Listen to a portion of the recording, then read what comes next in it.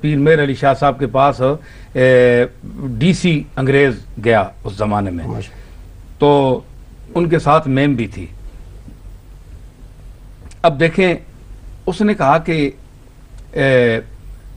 بھائی آپ آخری دور تھا اس وقت پیر صاحب کا، یہ سن 32 یا 33 کی بات ہے، تو انہوں نے کہا، میم نے بھائی پوچھا یہ جو مین ہے یہ اس سے پوچھے بھائی آپ لوگ وہ دعا کرا رہے تھے نا ان سے، تو یہ بھائی جو کچھ ہاتھ اٹھاتا ہے یہ اللہ مان لیتا ہے اس کی؟ میرے دادا کے متعلق ماشاءاللہ میم نے کہا۔ تو پیر صاحب چونکہ انگریزی نہیں جانتے تھے، انہوں نے کہا یہ عورت کیا کہتی ہے، ان کو اپنی زبان میں سمجھایا گیا، تو انہوں نے جواب دیا، دیکھیں یہ میرے پردادا حضرت پیر میر علی شاہ صاحب کے یہ جواب ہے، یہ قرآن و سنت کا نچوڑ ہے جو میں پیش کر رہا ہوں۔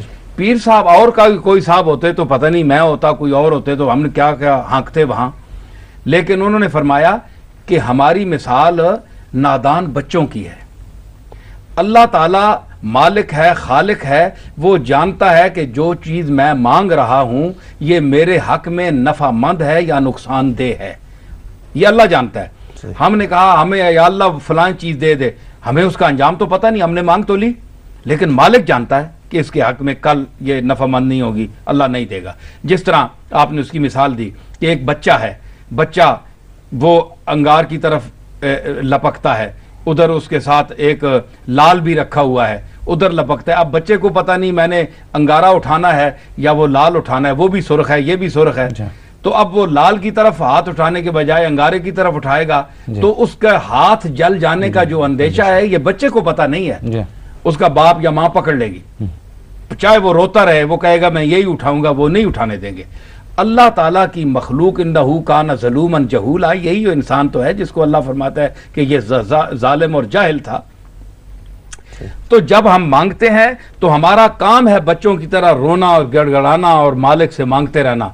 وہ چونکہ نتائج کو جانتا ہے، اس لیے وہ چیز جو ہمارے لیے نفع مند ہوتی ہے وہ ہمیں عطا کرتا ہے۔ یہ کوئی ضروری نہیں ہے کہ میں پیر ہوں تو میں نے ہاتھ اٹھایا تو وہ مان ہی لے گا، ایسی بات نہیں ہے۔ وہ تو صحیح ہے۔ اس نے نہیں، یہ حضرت پیر میر علی شاہ صاحب نے اس میم کو جواب دیا، تو اس نے کہا کہ پیر صاحب گرمی بہت ہے، اب آپ دعا کریں کہ بارش ہو۔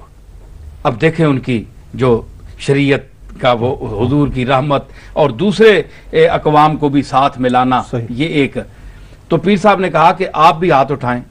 اس نے کہا میں مسلم نہیں۔ اس نے کہا کہ اللہ کی مخلوق تو ہے، نگاڑ کو تو مانتی ہے نا، آپ ہاتھ اٹھائیں، آپ کا خالق بھی وہ ہے، آپ کو بھی وہی دیتا ہے، مجھے بھی وہی دیتا ہے، میری بھی وہی سنتا ہے، آپ کی بھی وہی سنتا ہے۔ میم اور صاحب کو بھی کہے آپ ہاتھ اٹھائیں۔ پیر میر علی شاہ صاحب نے ہاتھ اٹھایا، اللہ سے بارش مانگی۔ ابھی جو انہوں نے خیمہ لگایا تھا 1 میل گولڈا شریف سے دور، وہاں پہنچے نہیں تھے کہ بارش آ گئی۔ ماشاءاللہ 3 دن کھل کر برسی، اتنا برسا ٹوٹ کے بادل ڈوب چلا میں خانہ بھی، وہ تو ساری ندیاں اتنیاں بہ گئی۔